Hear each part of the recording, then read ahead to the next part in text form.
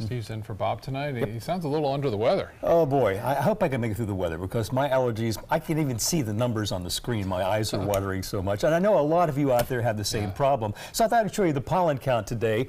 I don't see a lot of relief on this for the next several days, which means that grass is high, trees are high. The trees we're talking about are oak, nettle, cedar, and juniper.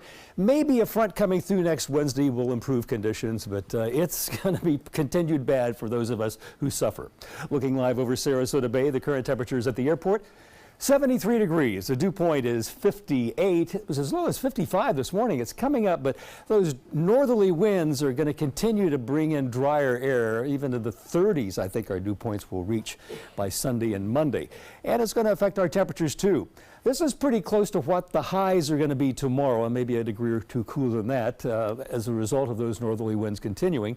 Across our viewing areas right now, 73 at Sarasota and Longboat, 75 at Siesta. Now, the weather change, and this is a significant weather pattern change that we're going through, and this is just the first part of it. This is the energy that's responsible for at least the effects on our weather, a major nor'easter in the northeast. And down to the south, the cold front latched onto it is dragging in that drier air and cooler air that will do nothing but get drier as we move for the next couple of days.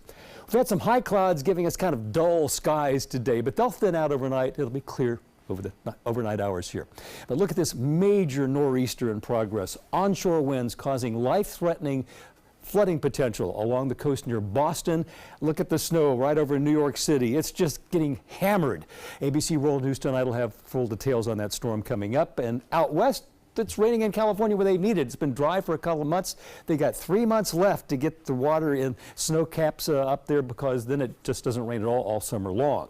I'm showing you that because the system responsible for that is going to be drug across the country between now and next Wednesday, reaching us Wednesday, giving us a better chance of rain than from this front, and maybe that will clean out the air and improve the pollen conditions. Keep our fingers crossed. Temperatures in the 40s and 30s in the northeast. Out west it's 60 in Los Angeles.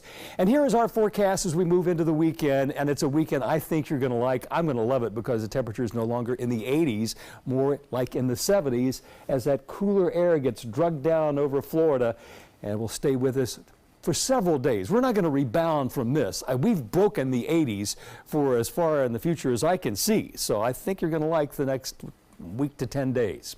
Here's my forecast for tonight. It'll be clear and cooler with a low temperature of 52 degrees. Average is 57 with those northeast winds.